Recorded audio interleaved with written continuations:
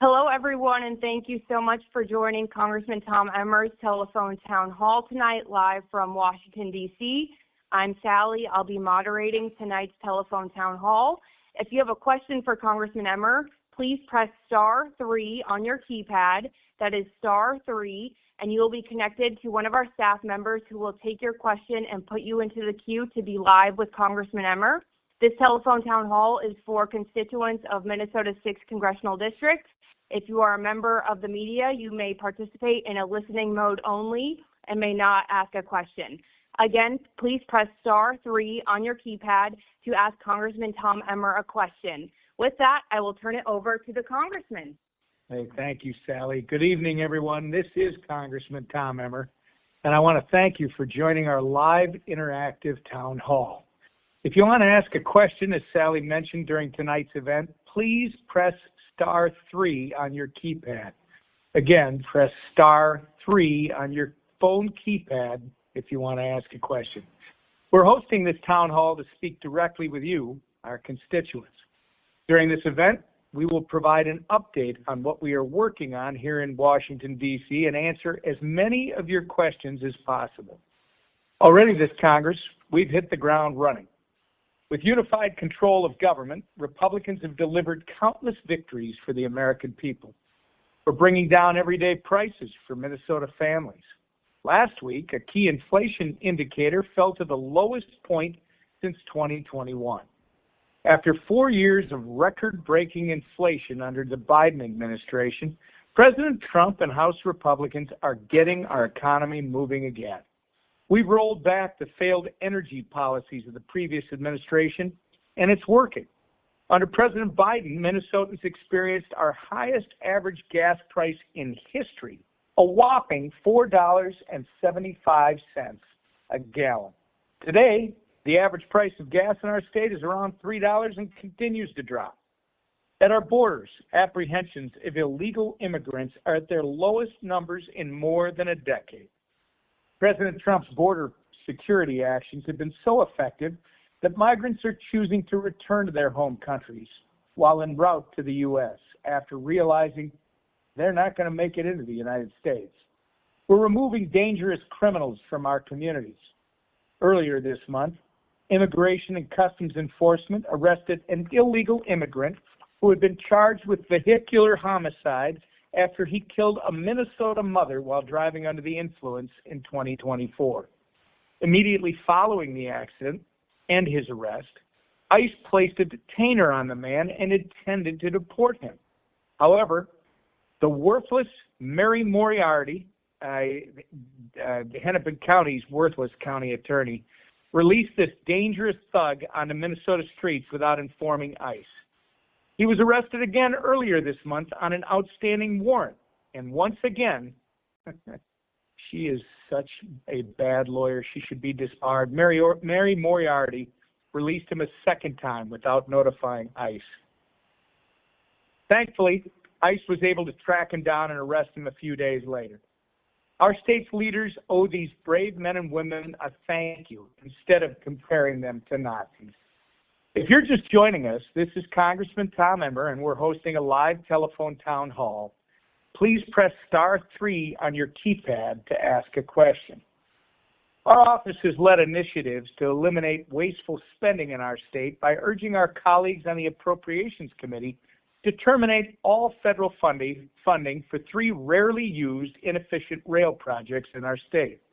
We also led an effort to eliminate funding for the Federal Department of Education, a bloated, ineffective government agency that has failed our children. Now, as test scores in our state continue to slide, our schools will refocus on what works for our students, not catering to the whims of unelected, unaccountable bureaucrats in Washington, D.C. By passing our One Big Beautiful Bill, we are delivering on the America First promises voters elected us to enact. This bill makes President Trump's 2017 Tax Cuts and Jobs Act for working families permanent. If the Senate fails to pass this legislation and the Tax Cuts and Jobs Act is allowed to expire, it will result in a 19% tax hike for the average family in our district. The legislation also delivers on 2 of our key campaign promises. No taxes on tips and no taxes on overtime.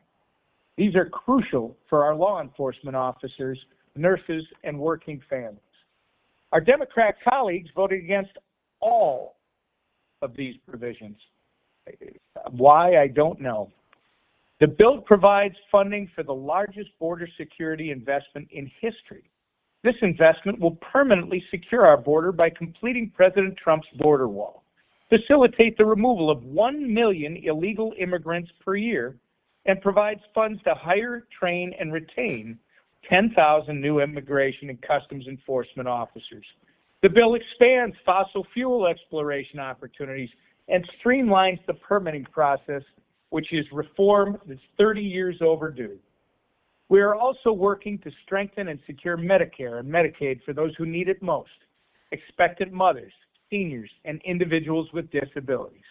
By cutting the waste, fraud, and abuse that have plagued these programs for decades, Medicaid itself has reported over $545 billion in improper payments.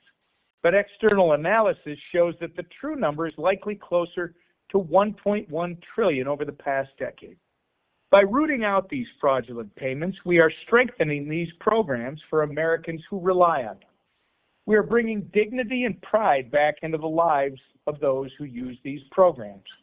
Right now, nearly 5 million able-bodied adults who receive Medicaid are choosing not to work. We believe that healthy, working-aged adults without dependents who can work should work, volunteer, or at least train for a new job. Work requirements for these programs have been historically bipartisan. In fact, it was Joe Biden in 1996 who said, quote, "The culture of welfare must be replaced with the culture of work," close quote. Welfare programs like these should be a short-term handout, not a lifetime handout. Most importantly, we are doing all of this while reducing the deficit. The legislation ensures the largest deficit reduction in nearly 30 years, securing $1.6 trillion in mandatory savings for the American people. Remember, if you would like to ask a question during this live town hall event, you just have to press *3 on your keypad at any time. As we've said for years, we're in the customer service business. Last year, our casework staff hosted more than 60 mobile office hours events throughout the 6th District. We're continuing this successful program this year, so please be sure to visit our website at emmer.house.gov and sign up for our newsletter for further information. Last Congress, our staff assisted more than 1,300 constituents with federal casework concerns. That's tax returns, Medicaid and Medicare claims, and much, much more. That's your tax dollars back in your pocket. While there is still much work to be done, President Trump and congressional Republicans will continue working to deliver on our promises to the American people.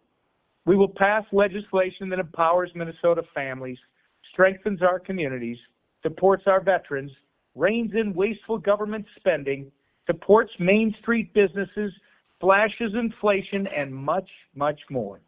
And the American people are excited.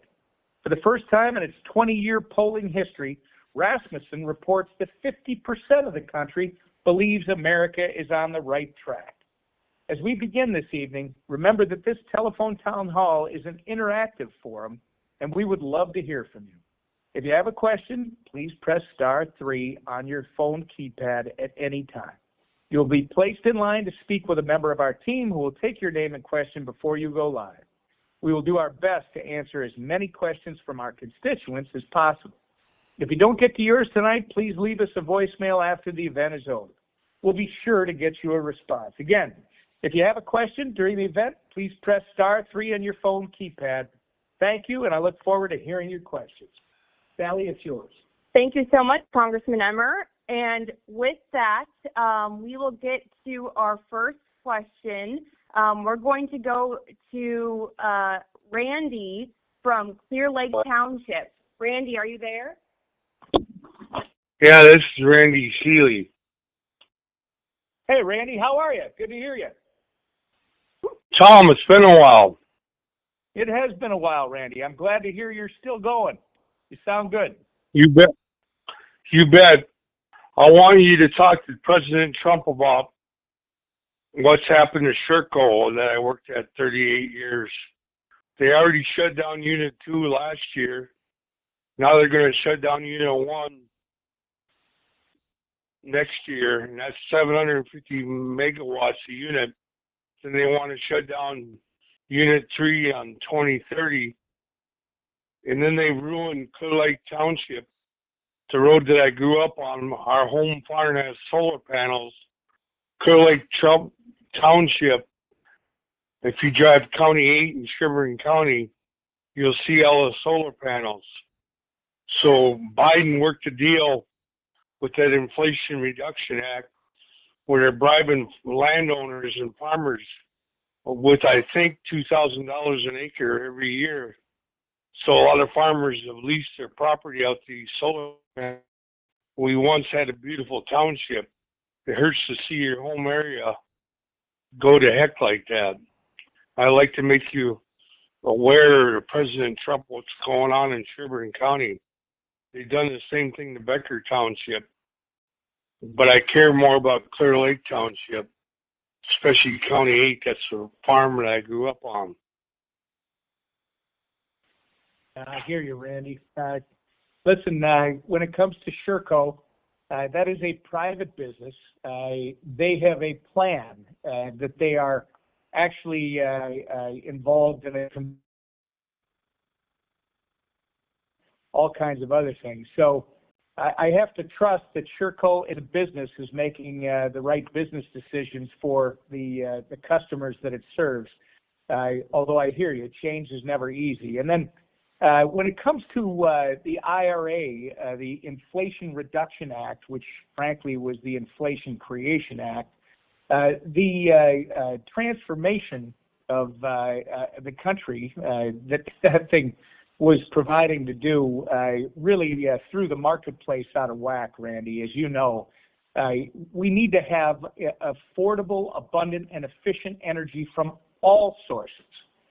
You can't just eliminate fossil fuels and expect the economy to continue to grow. More importantly, Americans and Minnesotans to maintain their quality of life. So what we have done in the big, beautiful bill that we sent over to the Senate is we will taper off those subsidies, those market bending subsidies, within 3 years.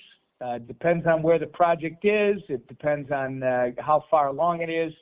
But within 3 years, those will be phasing out. And why 3 years? Because the people working on those projects will continue to work, and the people that are running the projects have time to repurpose them so that they are able to continue in a profitable fashion. So it's actually good news. Sorry about Clear Lake Township and the solar panels. That is obviously a state and local issue. Sally, next question. Thank you. I will turn it over to State Representative Nolan West. Representative West, you are on the line.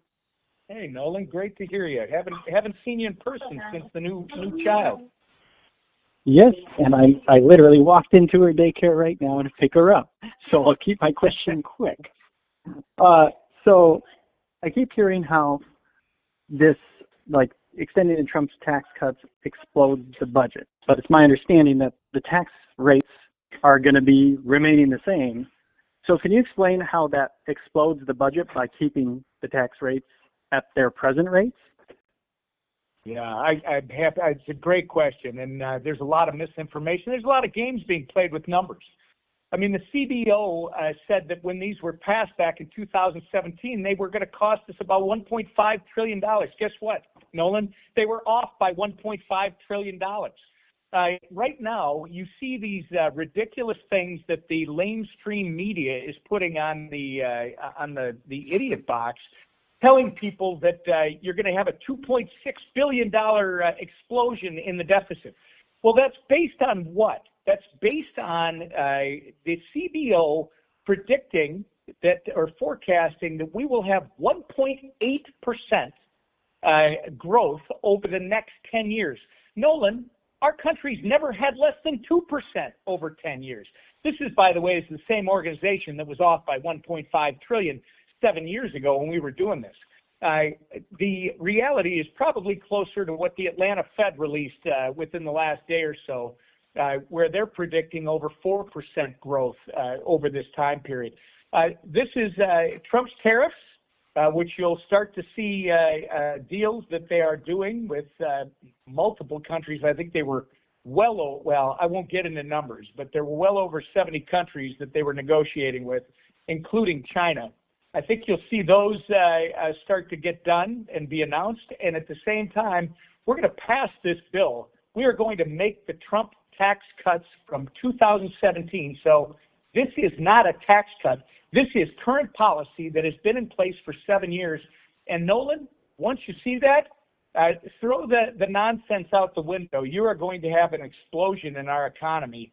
It is going to grow like no one's business. And that's what it's about, a growth economy that grows the economy for everyone. So I really appreciate the question because I've been seeing a lot of this nonsense. They're trying to take these foolish numbers from the CBO. We've got to live with the CBO, at least for now. And their numbers are wrong. They've historically been wrong. And you're going to see they're going to be wrong again. Thank you so much. And if you have a question for Congressman Emmer, please press *3 on your keypad to get into the queue to ask a question. Again, that is *3. Next, we will go to Rick from Clear Lake. Rick, you are on the line. Good afternoon, Representative Emmer. Hello. Hello. I'm here. Hello? What's your question, Rick? Oh, my question is, our country is $36 trillion in debt. And so what do you propose to stop this, to balance the budget, to get us out of the debt before it just becomes, so big that it's going to be uncontrollable? Yeah, well, it already is at 36 trillion, Rick. It's a great question. But that's what I was getting into with Nolan. The first step is the bill that we're passing. And it's interesting because a lot of the detractors want to complain that this is somehow going to increase the deficit. It's just the opposite. It's going to reduce it. You've got record reductions, $1.6 trillion. And I believe it's going to be even higher than that because, again, a lot of these scores, quote unquote, for the savings come from the CBO, which is historically low. That being said, you still got to have a plan to pay off your debt. So first, you got to stop the bleeding. You got to put this thing back on a path towards a balanced budget, which we're going to have to complete over the course of Donald Trump's 4 years. And then you've got to make sure you have a plan to pay off the debt. And where's that going to come from? One, it's reducing the size and scope of government, starting with all the waste, fraud, and abuse that Doge and Elon Musk have rooted out and are continuing to do. Second, it literally is having a plan to grow your economy so that you can start to pay down this debt. We could do this in 10 to 15 years if we have an economy that is growing. You start seeing an economy that's growing at 4% or better. Maybe it gets back to those rates some 20, 30 years ago of 7% growth. You can pay this off rather quickly in the greatest country that the world's ever seen. But we are literally pushing the reset button right now. And anybody who wants to complain about what we're doing, well, that's kind of like blaming the firefighter, the arsonist blaming the firefighter for trying to put out the fire. That's what we're trying to do after 4 years of just ungodly spending and exploding the debt and the deficit. Thank you so much for that question. We're going to go to a poll question. So all you'll have to do is I'll read off the possible answers with the key number, and you'll just click that on your keypad. So we want to know where you get your primary news from. If it's cable TV, press 1. Local TV, press 2. Newspapers, press 3, or social media, 4. So 1, cable TV, 2, local TV, 3, newspapers, and 4, social media. And then we'll announce the poll results later in the call. Next, we'll go to Steve from St. Cloud. Steve, you are on the line. Hey, Steve.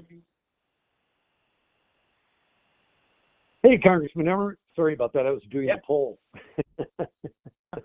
Got it. No, Great to hear from you. It's exciting to see what's going on in Washington right now under the Trump administration. I'll be honest. I mean, the border security, I mean, going from, 10 million plus people streaming across our border illegally to really just a trickle, 99.9% reduction.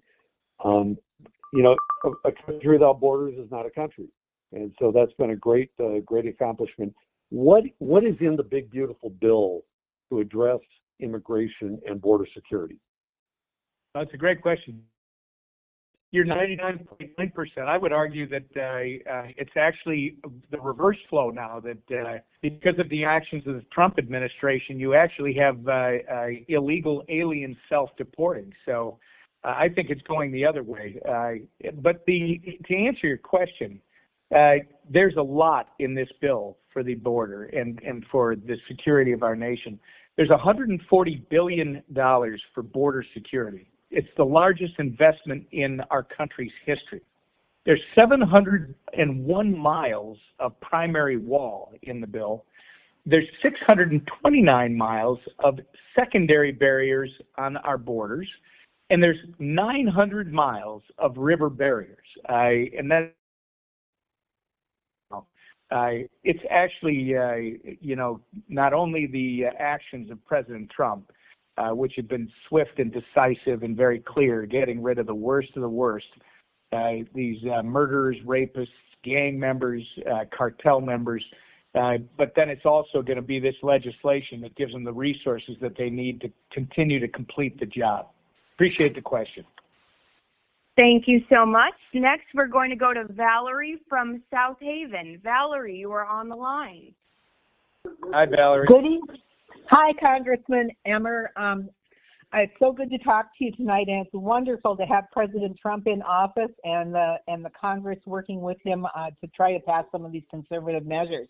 My question to you is after the big, beautiful bill is passed, what are you and the House of Representatives doing to get moving on passing some of the recommended DOGE cuts?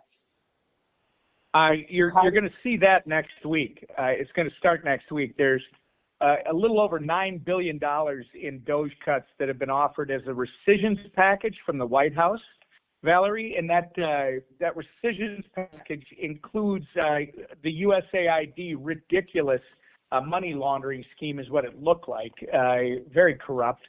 It includes all that money, and it also includes NPR and PBS, which, quite frankly, have become almost left-wing media outlets. And it's about time, regardless of how you feel about public radio, which, I mean, all of us have enjoyed it at different times. It's about time they compete in the private marketplace. There is no reason that our government should be funding businesses that should be out there created by individuals. And so these are the first ones. By the way, it's not eliminating, I mean, these guys are going to say it's eliminating Sesame Street, all children's programming. Those are just bald-faced lies. This is the waste, fraud, and abuse that they have identified in these monies that they are clawing back. You'll see us pass that next week. That'll be the beginning. Plus, you're going to start to see us passing a bunch of the executive orders for codification into law. Thank you, Valerie, for the question. Again, if you have a question for Congressman Emmer, please press *3 on your telephone, *3, and you'll be put into the queue to ask a question. Next, we're going to go to Flora from Circle Pines. Flora, you're on the line. Hey, Flora. Emmer, thank you so much for taking my call. The question that I have is, I know there's so much controversy around the Medicaid cuts. However, in my estimation, people that are undocumented and not here legally should not be afforded all the benefits of someone who is. And I would like to know what's being done, because they've come in, they get on Medicaid, they send their kids to school, they're not here through the legal process, and the taxpayers are eating that. Now, I know as far as medical care goes, They get hurt, they go to the hospital. If they don't have Medicare, or Medicaid, the doctors can't turn them away. They have to treat them. And I would like to know what's being done to prevent that from them to continue to get it. And should there be designated clinics for these people to go to that are, if the Bleeding Hearts want them to be here not legally, then let them fund their medical care and education. Yeah, Flora, I'm not going to go into special clinics. What I will tell you is they're illegal. They should not be here. When it comes to Medicaid, we did not cut anyone off of Medicaid. So all the nonsense you get from the Twin Cities media, and especially that fish raft that doesn't know how to write an article to save their life, it's absolutely false. We did three things. If you want to complain about kicking off 1.4 million illegal immigrants, they shouldn't be on the program in the first place. To your point, people can have sympathy and all the rest. That's great, but the law is the law. They shouldn't be on there, and that's not what the Minnesota taxpayer is paying for. Second, we tightened up eligibility verification. Why did we have to tighten it up? Because under the Biden administration, they stopped verifying eligibility. Guess what? It turns out that there may be some people on Medicaid, maybe a lot, that don't qualify for Medicaid. So just by making sure that we verify eligibility, there's going to be major savings. And then lastly, as I talked about in my opening remarks, basic work requirements for able-bodied, working-aged single adults without dependents. Who doesn't agree that we should have an incentive for those people to get back into the workforce? It's better for them personally. It's better for us as a community and a state and a country. And by the way, the work requirements, I wish we had a press that would report from an unbiased, nonpartisan point of view, as opposed to from the radical left that we see from the Minneapolis paper. It's great that they want to claim that they're Minnesota. The reality is that these work requirements are so easy. We're asking people to either train for a job 20 hours a week, a week, or volunteer 20 hours a week, or be in school full time. Come on, folks. That's a very reasonable requirement, and I think, I know the majority of the American public agrees with that. That's Republicans and Democrats. Thank you so much for the question. We'll get to the poll results. 37% of listeners get their news from social media, 30% cable TV, 20% local TV, and 13% newspapers. Thanks to everyone who participated. Reminder, if you have a question for Congressman Emmer, press *3 on your keypad. Next, we're going to go to Dan from Waverly. Dan, you are on the line. Hey, Dan. Oh, hey, how are we doing? I'm doing well. Good. So my call or my comments are in regards to the Farm Bill. Certainly there's some good things in the reconciliation bill. Wondering what the timeline over on the Senate side for the reconciliation portion of that is. But then, conversely of that, the policy side of what was included in a Farm Bill or should be included in a Farm Bill. When do you see that happening? Well, obviously, great question. But before I get there, I just want to point out on that poll, it's so refreshing to hear that only 13% of you get your information from that worthless rag, and I'm looking forward to the day when they file for Chapter 13.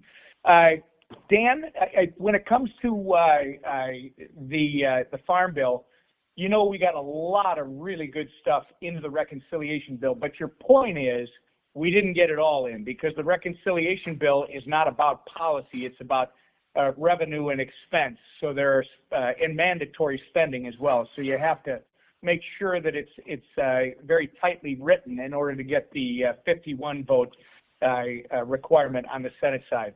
I expect that bill to be passed and signed by the president by July 4th, Dan. It's clear to me that the Senate is I mean, it's pretty amazing to watch in the couple of days we've been back. The Senate is already moving. They will make some changes, no doubt. I think we'll probably see those as early as next week, perhaps. And then they will be passing it back to us, and then it'll be our job to pass it out of the House with those changes and to the President's desk. And he's asked for it by Independence Day, July 4th, and we're going to make sure that he gets it. On to the next piece, the policy stuff, and maybe not all mandatory spending, some discretionary, that is the rest of the Farm Bill. I expect, as I'm hearing from our chairman in the House, G.T. Thompson from Pennsylvania, that he's calling it a skinny Farm Bill. It is just what is remaining, you know, whether it's crop insurance or it's renewing different programs that have to be renewed on a 5-year basis. Look for that, I would imagine, immediately in July, and then probably that discussion, because you're going to have the 2026 appropriations. Remember, we've got a deadline approaching on September 30th. So you want to get this done on or before September 30th. Thanks so much for your question, Dan. Next, we're going to go to Derek from Centerville. Derek, you are on the line. Hey, Derek. Hi, Tom. My question revolves around the regulations from the Executive in Need of Scrutiny Act, so-called the REINS Act. Yeah. I'm wondering, where is that at? And it just seems like this REINS Act is more important than a lot of things. I know you guys are really busy, but this seems to like squash some of the deep state that's been taken over in Washington. Yeah, no, that's a great point. So when it comes to the REINS Act, so everybody on this call knows what Derek is talking about, there has been a proposal for years, primarily from Republicans, in fact, I think only from Republicans, that if a rule that is being enacted by the bureaucracy is going to add an additional $100 million or more in cost to our economy, in other words, it's going to cost us $100 million or more, that has to go through Congress. I will tell you, you're asking me the status. There is some REINS Act language, although it had to be very tightly written, as I understand, in the reconciliation bill. The Senate may be expanding on that. We'll see. Personally, I think it would be a good start. My only reservation with it is who decides what that it is $100 million. Who does the math?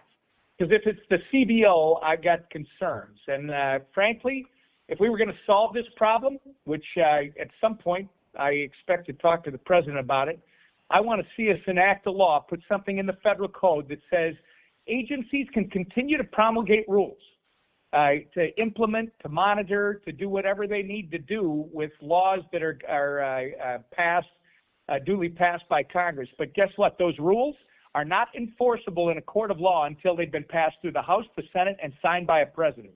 You want to put an end to the administrative state? You put a stake right through the heart of the administrative state. I'd give them 2 Congresses to do it, 4 years. Why? Because if it's important, it'll get done. If it's political and partisan, it's not going to get done, and that's what we're trying to avoid. Thank you so much. Next, we are going to go to Regina from Blaine. Regina, you are on the line. Hi, Regina. Tom. Good to hear you. My question is pretty straightforward. I'm wondering if you have heard if our federal DOJ is going to be investigating Mary Moriarty for harboring and helping illegal aliens. I have not yet. And even if I had, I'd be very careful about saying it on this call. I do know that Pam Bondi is going to be, and the people that work for her are going to be very aggressive. There's a lot of fraud going on in Minnesota. This is another thing that worthless rag won't report. The Tim Walz Tribune will not tell anybody about the 60 open investigations of fraud. It's not just Mary Moriarty. The whole thing is crooked. It's Mary Moriarty. It's Tim Walz and his administration. It's Keith Ellison, who is meeting with the people who are actually involved in the largest pandemic fraud case in the country, sitting down with them while the fraud is going on and allegedly taking campaign contributions from them. Not only him, but his son, the city councilor, as well. There's just so much of it. It's where do you start? And I know that Pam Bondi is sincere that she's going to the Department of Justice will be doing its investigations, and where appropriate, they will be issuing indictments and prosecuting. I fully expect that to happen. When, where, with whom? Well, obviously, in Minnesota, it's a target-rich environment. We'll see. Thank you for that question. Remember, if you have a question, press *3 on your keypad to enter the queue to get in line to ask Congressman Emmer a question. Next, we're going to go to Jeffrey from Victoria. Jeffrey, you're on the line. Hey, Jeff. Hey, Tom. I knew your brother before he passed away. I thought I could talk to you at the funeral at this time. That's my uncle. That was my uncle, J.W., and thank you for that, Jeffrey. That was sudden and very unexpected. I thought it was your brother. But, No, anyway, no, I'm the nephew. I just wanted to know why all these... Jeffrey? They're thick heads. You're cutting out, Jeffrey. Well, I just wanted to know why this Walz is driving around and flying around and everything, and who's paying for that, for him to go to North Carolina and everything and that, instead of being home, taking care of the state that he's representing. Well, Jeffrey, first off, the guy's never taken care of the state that he represents. I mean, he started by letting Minneapolis burn down right away. This guy has not been representing Minnesotans. He's been off protesting at the Republican National Convention. He's now on some kind of a pity tour where he's traveling around the country. I think he was in South Carolina last weekend when we had that awful anti-Semitic attack in Colorado. And what was this guy talking about? He was talking about we got to go after Trump, and it was the same stupid message that 77 million Americans rejected last November. Who's paying for it? Well, I assume it's campaign funds, but maybe some people want to look into that too, because I'll tell you what, nobody in his administration is ever held accountable for any of the money that has been lost. So who knows? I would expect it's campaign funds, or maybe it's, well, no, nobody's paying for him to come. I guarantee you that. Nobody's paying for that guy to come. Thanks so much for the question. Again, *3 on your keypad to ask Congressman Tom Emmer a question at tonight's telephone town hall. Next, we're going to go to Jessica from Otsego. Jessica, you are on the line. Hey, Jessica. Hi. I have a question. I read that Trump wants to raise the debt ceiling, and I'm curious as to why he's trying to bring debt down and make cutbacks. Yeah, no, that's a great question, Jessica, because the optics are exactly the way you see them, but that's not actually what's happening. Remember, we've had a debt ceiling for decades. You know how many times the debt ceiling's actually been enforced? Never. That's why. Trump's looking at it and saying this is a completely worthless tool. If it was supposed to have worked, it would have. I think it's 63 times, I want to say, the debt ceiling, the debt limit has been increased by Congress. That is President Trump's frustration. That and the fact that whoever's in the minority, all they use that debt ceiling talk for is to shame the party in the majority. So what Donald Trump is doing is what should have been done a long time ago. Let's quit screwing around with his false debt ceiling argument, and let's start actually addressing our budget deficit and our debt, our long-term debt. And you got to start, like I said with a caller earlier, you got to start by moving to balance our budget once and for all. We're bleeding $1.7 trillion a year. That's why if you look, we're cutting 1.6 over 10 years. That doesn't begin to do it. You've got to go farther, but you've got to do as much as you can this time, and then you've got to make sure that you have a growth economy, because you've got to have major growth, growing the economy and getting the size and scope of government back in line. You can start to pay off, not only will you balance your budget, but you'll start to pay off your debt rather quickly. So debt ceiling is kind of it's become just a political game, and people don't actually utilize it. It doesn't solve anything. So let's address the problems that we have, which is this budget deficit that has been growing over the years and the debt that has been growing. Thank you for that question. Next, we're going to go to Denny from St. Cloud. Denny, you are on with Congressman Emmer. Congressman, hey, Denny. Good evening. My question is, what can we do more aggressively with these liberal judges that are blocking things from districts to nationwide things that are really hampering the progress on a lot of fronts? Yeah, it's pretty amazing what some of these judges are doing, and you can't do a lot in Congress. There are some of my colleagues would love to call for impeaching these judges, but the problem you have with that is that you still need 7 Democrats to vote for it in the Senate, and they're never going to do it. I mean, for goodness sakes, they wouldn't deal with Mayorkas when they were in the majority, and he was opening our borders wide and violating federal law. They wouldn't even try that impeachment. So to address it that way, I think it's better that these judges continue to expose themselves to the American people. I mean, really, you think a federal district court judge was empowered by our founders to decide foreign policy? No, they weren't. That is up to the President of the United States. And the more they do, and by the way, really funny how whenever we're spending more money, they don't seem to have a problem with it. But when there are cuts, and government is being addressed the way it should be, as the bloated, failed business that it is, and how you got to start trimming and making it more efficient, making it more responsive. All of a sudden now they're going to start issuing injunctions. I think the public, Denny, sees it. Reasonable people, not the extreme partisans. The reasonable people are like, this is nonsense.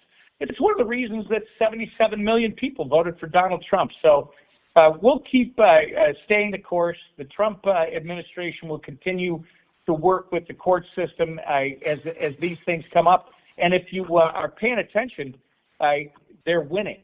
That's the other thing. You just watch the decisions that are being issued.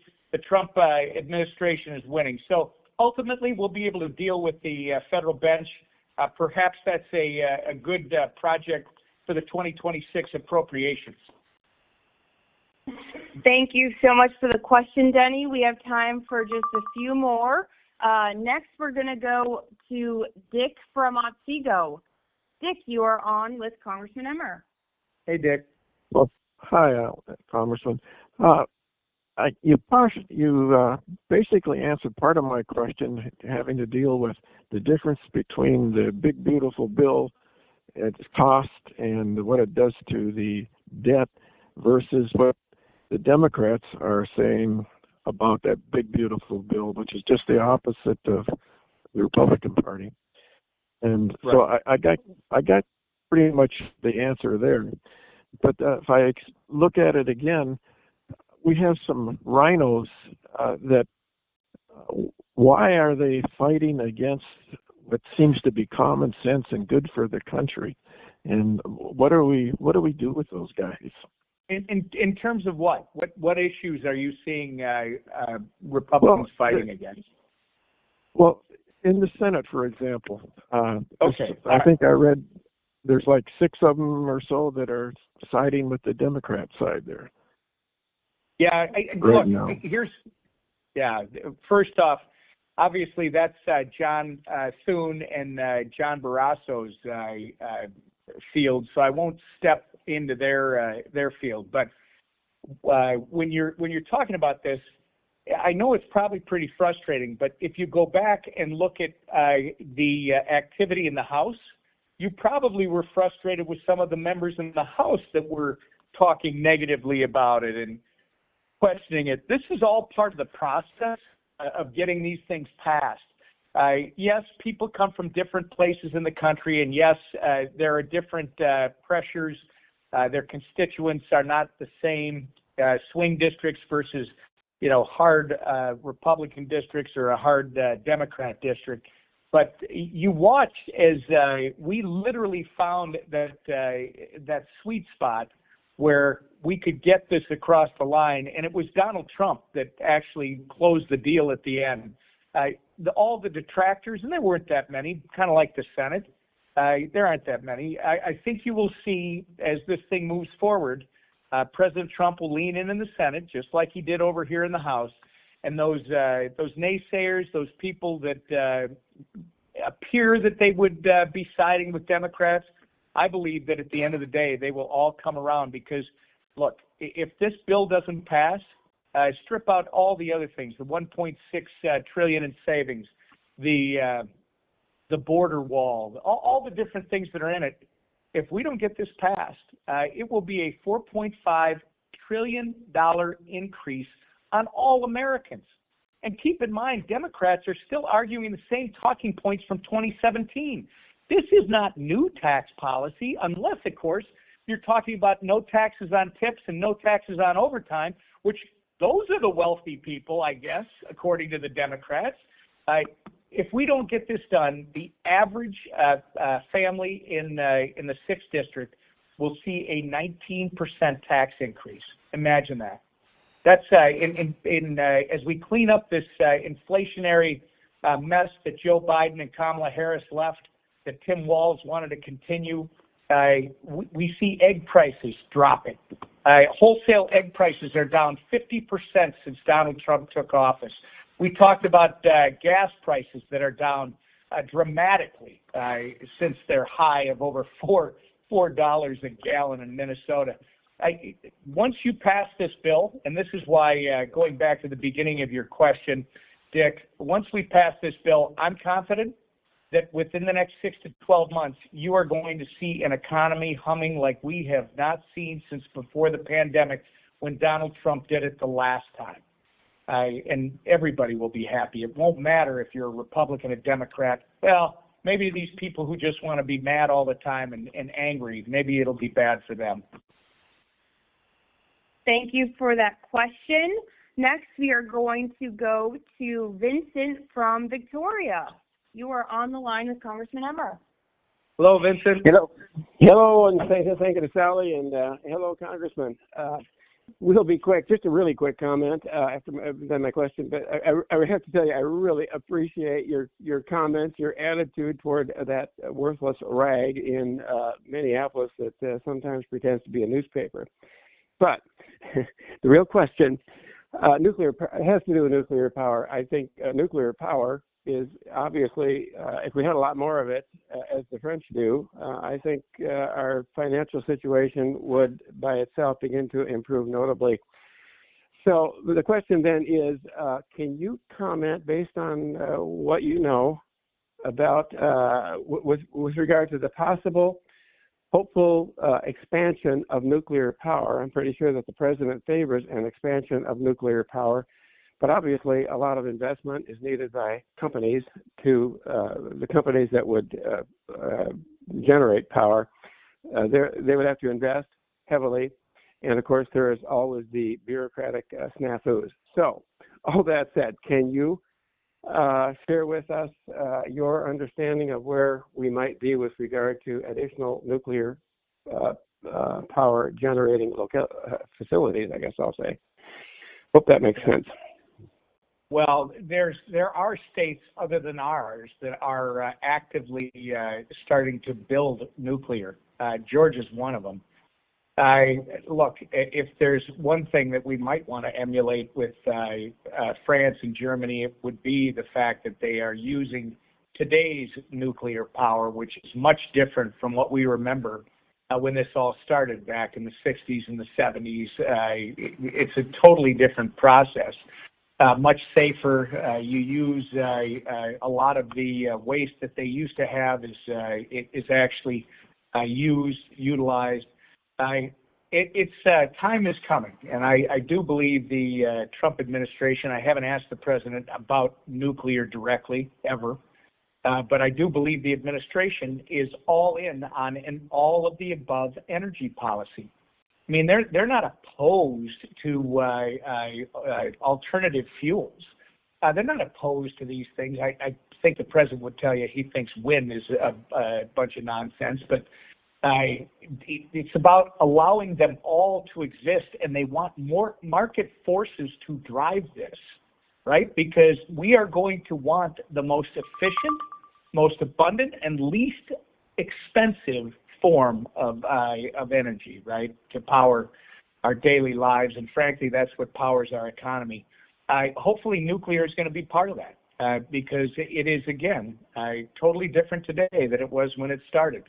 And I think even those that would consider themselves on the liberal side of the ledger are starting to look at nuclear much different.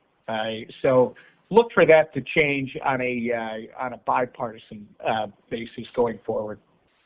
Thanks for the question, Vincent. We have time for just a couple more. Next, we're going to go to Beth from Cologne. Beth, you are on the line. Hi, Beth. Hi, good evening. So I am just wondering, so we have always had the 3 branches of government, and it was always important to have those throughout the entire history of the United States. And I am wondering why you and your fellow congressmen are so willing to give up and violate your oath of office by giving so much power to the president. First off, Beth, you and I can agree to disagree. We do have 3 branches. The legislative branch is the most powerful branch. Unfortunately, what has happened under Republicans and Democrats since the early 90s is this budget process, which we're trying to repair now. On an annual basis, there has not been 12 appropriations bills passed out of the House, passed out of the Senate, and signed by our president by midnight on September 30th. The last time that happened was like 30 years ago. That's the problem. The problem is that the executive branch has gotten more and more powerful. And in this case, I would argue this executive is not doing what the last executive did. This executive is actually staying within the bounds of the law, or trying to. The last president, I'll give you an example. Joe Biden, and it was probably his mechanical pen being operated by Jill or somebody else. Joe Biden tried to write up all the student loans in this country. He was sued because that is not an executive power. He was sued. The court told him, you can't do that. So what did he do? He went and tried to do it again a different way with his pen. That's what we're trying to actually end here, Beth. We're trying to make sure that we start passing appropriations bills on a timely basis. We balance our budget. We stop spending money like drunken sailors with no concept of what it means to leave this debt for our children and future generations to come. I think this administration has done a great job coming out of the chute, and I'm sorry that you feel differently, because the vast majority of Minnesotans and the vast majority of Americans believe that this president is doing exactly what he was elected to do. Go after the waste, fraud, and abuse in our federal government, try to bring this government into the 21st century. For goodness sakes, Beth, we still have computer programs from the 1970s that are operating in this ridiculous bureaucracy. Now, I think they're doing exactly what they're supposed to do, and Congress is doing what it's supposed to do by making sure that we're passing the legislation that's necessary for the administration to continue. Thank you. Thanks, Beth. Next, we'll go to James from St. Cloud. James, you are on the line. Hey, James. Hello, Mr. Emmer. My question is about education. I've witnessed in the past, having to go to my grandchildren's school, the extreme dilapidation of the ability to teach the children anything, have any kind of order or anything. He's starting in grade school and on up. In what way can we bring it back to teaching the basics and having the kids come out smarter than when they went in? We seem to have gotten so far down the rabbit hole in trying to chase things that aren't going to be a future for the children. And I was wondering how we can possibly get back to where it is making more common sense. Well, it's a great question, James, and Jackie and I are now grandparents, and I'm thinking about the next wave of kids in our family that will be going through the education system, and I'm frankly very concerned. This is not a reflection on all schools. This is not a reflection on all public schools. This is not a reflection on all public school teachers, or for that matter, some of these woke private schools that I've seen, or those teachers. There are good teachers all over the place, great teachers, and we're very proud of them. But let's face it, this is why the Department of Education needs to go. The Department of Education is a bloated bureaucracy with some 4,000 jobs, paying an average salary and benefits of about $100,000 each. What in God's name do they do, James? I mean, this is a local issue. Parents should be responsible for educating their kids, not Tim Walz. This guy's messed up in the head. This guy's putting tampons in boys' bathrooms, and he believes that biological males should be participating in girls' high school sports, for goodness sakes. It's time that parents take back their rightful place as those that make the decisions about the education of their children. That means we need to have them on the school boards. We need to have people that who are on the school boards doing the work and telling the administrators, this is what we expect and this is what we want. But it's also going to take a change at the state level, because you've got a Minnesota Department of Education that, frankly, has been taken over by the teachers' union. The teachers' union, forgive me, there are good union members, but when it comes to union leadership in our state, the teachers' union represents the teachers. They do not represent our children and the families that they come from. We got to start understanding that. We should have school choice. We should have the dollars follow our children where we decide to send them. And I don't care if that's a private option, that's a charter school. Competition is a good thing. And we need to be promoting it, not trying to kill it like the Walz administration has been after. For goodness sakes, they're trying to take away the funding, the small funding the Catholic schools get for busing. These guys are radical lefties that serve only themselves and the leadership of the teachers union. James, it's not going to be fixed until people start exercising their choice with their feet. Thank you so much, James. And that was the last question for tonight. Thank you all so much for participating. We greatly appreciate it. If you ever need anything, please do not hesitate to reach out to one of Congressman Emmer's offices. We have 2 in Minnesota, 1 in Otsego and 1 in Chaska, and then our Washington, D.C. office here. Thank you so much for your time, and I hope you have a great night.